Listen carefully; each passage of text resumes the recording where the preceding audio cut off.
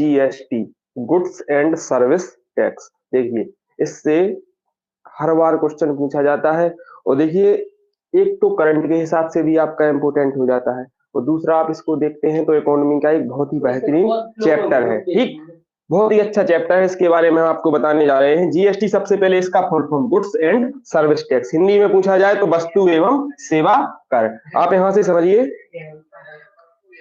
सेवा कर, आप इसको ध्यान से समझिए। एक एक अप्रत्यक्ष कर है। अप्रत्यक्ष कर का मतलब कैसे होता है उसको समझिए। लगाया किसी और पे जाता है, भुगतान कोई और करता है। देखो क्या होता है, माना कि ये मार्कर है, ठीक है, मार्कर एक कैमलिन कंपनी का मार्कर है।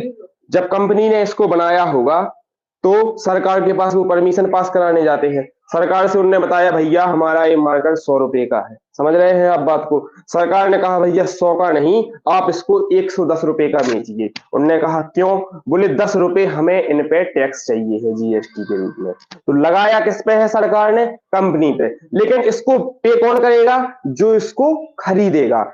इसी माध्यम से अपन कह सकते हैं कि जीएसटी एक अप्रत्यक्ष कर होता है, लगता किसी और पर है और भुगतान इसका किसी और को करना पड़ता है। लगाया है सरकार ने कैमलिन कंपनी पे, लेकिन इसको पे कौन करेगा? हम और आप। क्योंकि कोई भी चीज आप जब खरीदने जाते हैं तो उस पर एक तरफ लिखा होता है, पीछे देखिए यहां भी लिखा है इसमें इंक्लूडेड ऑल टैक्स, कि आपके इसमें पूरे टैक्स लगा दिए गए हैं। तो लगा तो कंपनी पे था, लेकिन पे किसने किया है? उपभोक्ता ने, जिसने इस चीज को खरीदा है। इसी माध्यम से अपन कह सकते हैं कि ये होता है अप्रत्यक्ष कर, लगता किसी और पे है और पे किसी और को करना पड़ता है। ठीक है, इसके लिए एक नारा है वन नेशन वन टैक्स, एक राष्ट्र एक कर।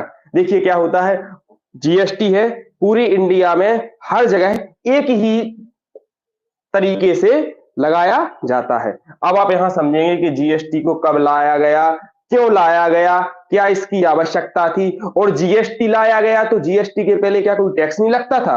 क्यों लगता था, उसमें क्या कमी थी कि हमें जीएसटी लाना पड़ा? ये सब चीजें हम आपको बताएंगे, कोशिश करेंगे पूरे अच्छे से डीप तरीके से बताएं, वो आपको समझ में भी आएगा। समझिए, इसके जीएसटी के पहले लगता था अपने यहाँ वीएटी, वैल्यू एडेड टैक्स। अब देखिए उसमें क्या होता था, वैल्यू एडेड टैक्स के लिए हर स्टेट को अपनी अपनी फ्रीडम दी गई थी। फ्रीडम कैसी कि हर स्टेट अपने अपने अकॉर्डिंग टैक्स ले सकता था। आप समझिए जैसे गुजरात, गुजरात में कोई कंपनी स्टेबलाइज होगी तो उसको 10% टैक्स देना पड़ेगा। वही कंपनी आके बिहार में लगेगी, भैया उसको 40% जीएसटी देना पड़ेगा। वही यूपी में लगेगी, उसको 20 से 25% टैक्स देना पड़ता था। लेकिन इससे क्या होता था, आप ही खुद सोचिए, जैसे आप कोई कंपनी खोलेंगे और कोई स्टेट आपसे भैया 10% टैक्स ले रहा, कोई स्टेट आपसे 40% टैक्स ले रहा या उससे ज्यादा ले रहा, तो आप वहां तो कभी नहीं जाएंगे, आप तो वहां जाएंगे जहां आपको कम टैक्स लगेगा। तो इससे क्या हो रहा था, जैसे गुजरात है, आपने सुना होगा कि गुजरात इंडस्ट्रियल एरिया में बहुत ही तेज उस गति से उन्नति कर रहा था। उसका सबसे बड़ा कारण तो यही था कि वहां जीएसटी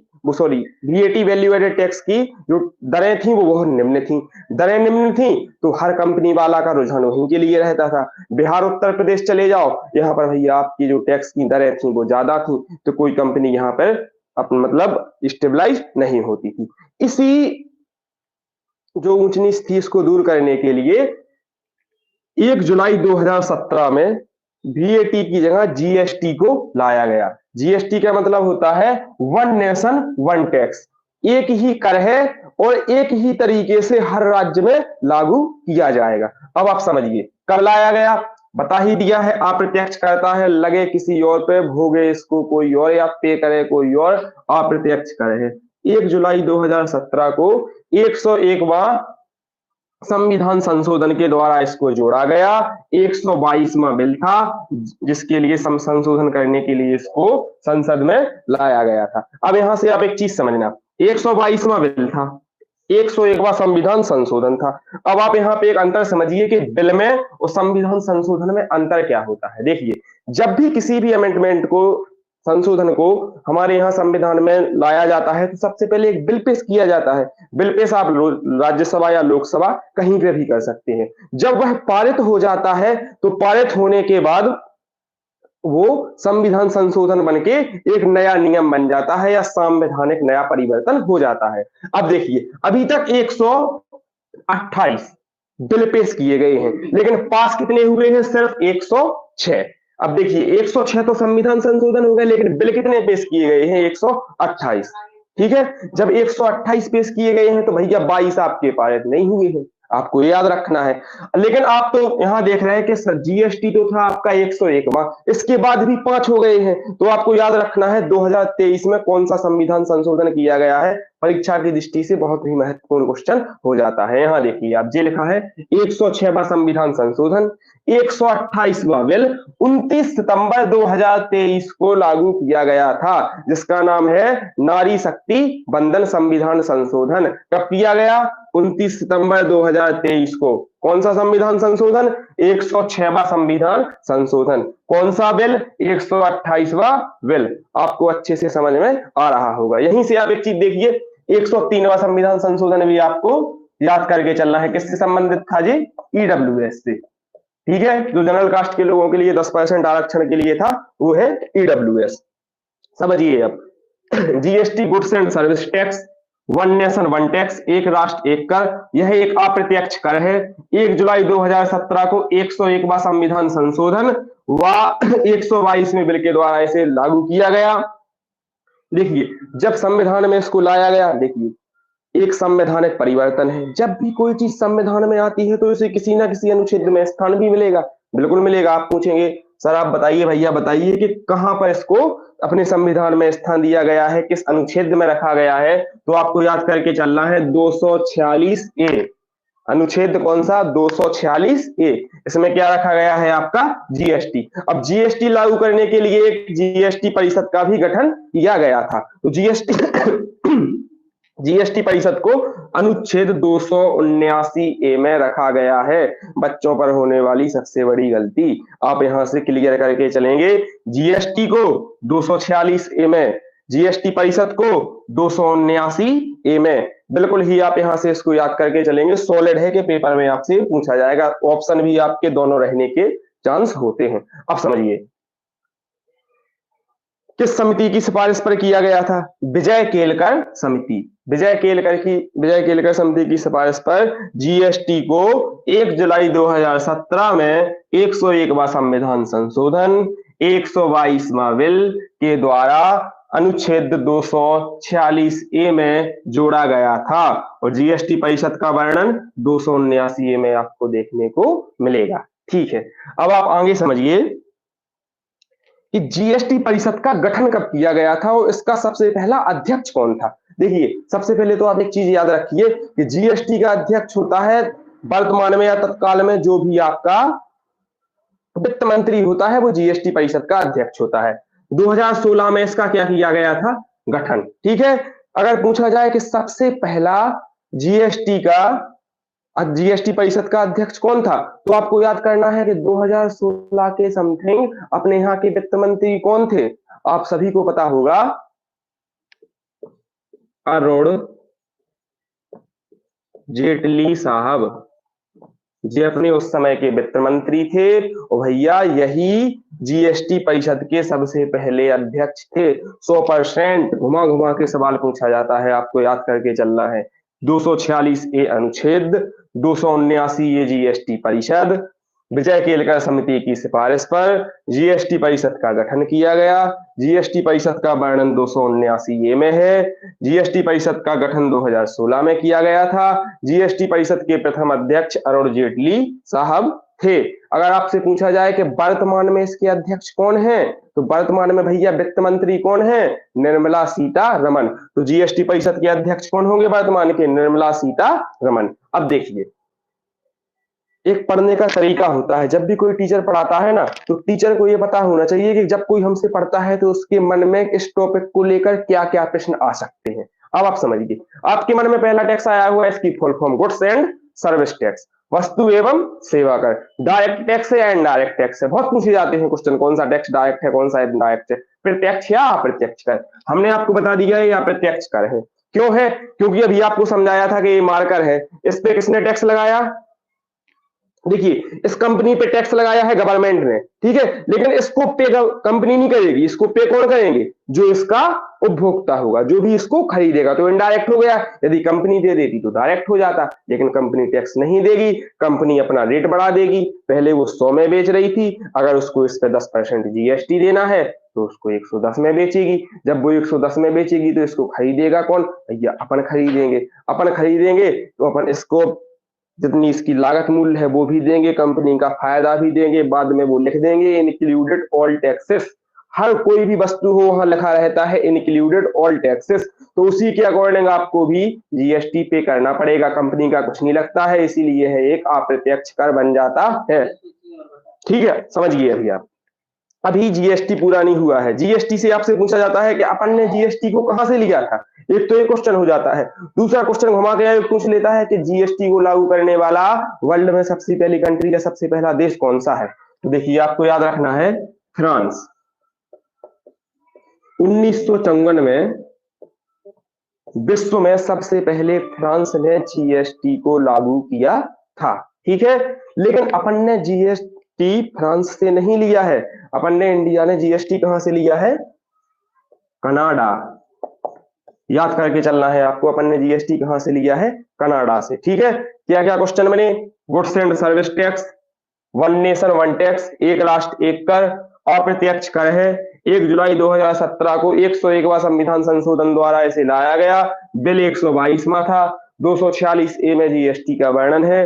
279 ए में जीएसटी परिषद का वर्णन है।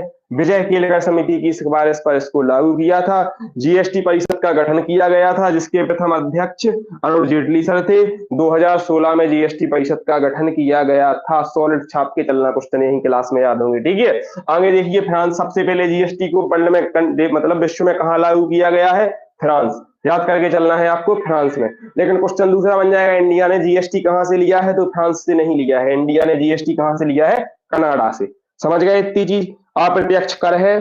ठीक है, अब इसके बाद पूछे जाते हैं कि सर जी जीएसटी की कितनी दरें हैं? ठीक है, दूसरा क्वेश्चन यही पे बन जाता है कि जो जीएसटी है यह कितने प्रकार से लागू किया जाता है, मतलब जो आपकी केंद्र सरकार है, राज्य सरकार है, कौन कौन इसको लागू करता है, क्या होता है, वो सब चीजें भी आपको देखते हुए चलना है।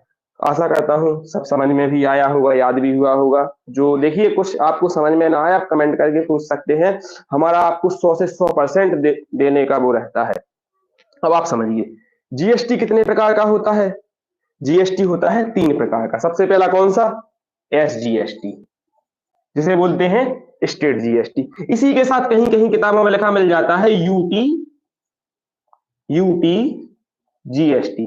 अब देखिए कहीं कहीं लोग अलग अलग प्रकार मान लेते हैं इसको, लेकिन ऐसा नहीं है। चाहे स्टेट जीएसटी या यूनियन टेरिटरी जीएसटी एक ही चीज है।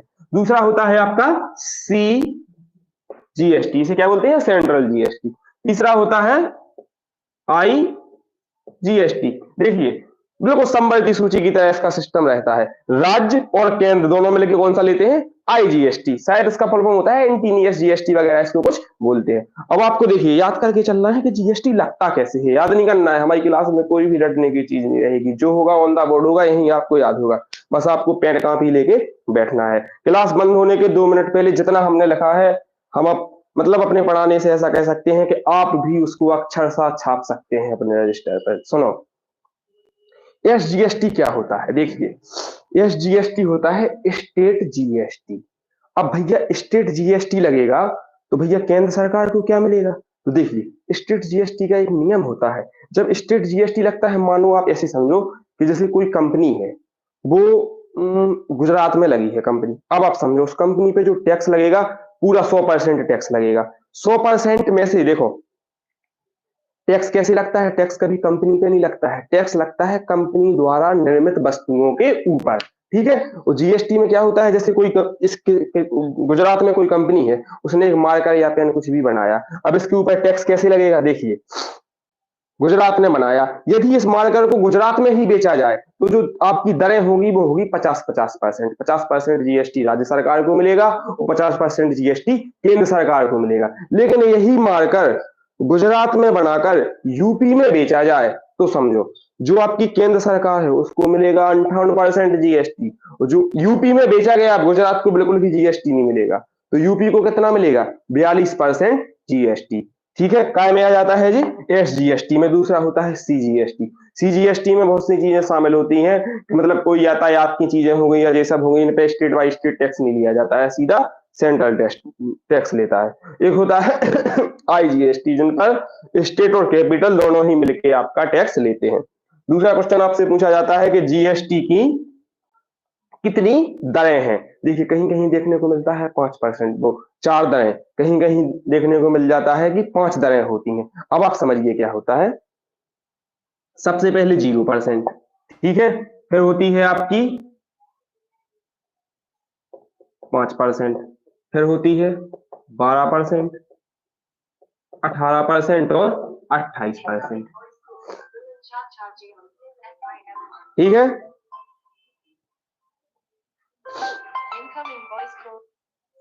ठीक, 0% किस पे लगाया जाता है? पढ़ने की चीजों, किताबों किताबों पर आपका 0% जीएसटी लगता है। उसके बाद देखिए जीएसटी को याद करने का एक तरीका होता है, जो भी चीज जितने कम उपयोग की है उस पर उतना ज्यादा जीएसटी लिया जाएगा। जैसे मनोरंजन वगैरह है, फिल्म वगैरह है, इन पे 28% लिया जाता है। लेकिन अपने यहाँ का सबसे बड़ा दुर्भाग्य है कि शिक्षा पर 18% जीएसटी लगता है। इंडिया में एजुकेशन के ऊपर मतलब 18% जीएसटी लिया जाता है। कहीं कहीं आपको देखने को मिलता है कि जीएसटी की जो दरें हैं वो 4 हैं, लेकिन वास्तव में वो गलत होती हैं। जीएसटी की दरें कितनी है? 5। क्योंकि पूछा जाए कहाँ लगता है, तो जो भी आपकी शिक्षा योग्य सामग्री है, किताबें, पेन, मार्कर, उन पर जीएसटी की दर कितनी होती है? 0%, ठीक है। अब आपसे पूछा जाए कि जीएसटी किन किन वस्तुओं पर नहीं लगता है, तो आपको याद रखना है जितने भी मादक पदार्थ हैं, जितनी भी नशीली चीजें हैं, देखिए यहाँ लिख लेते हैं मादक पदार्थ,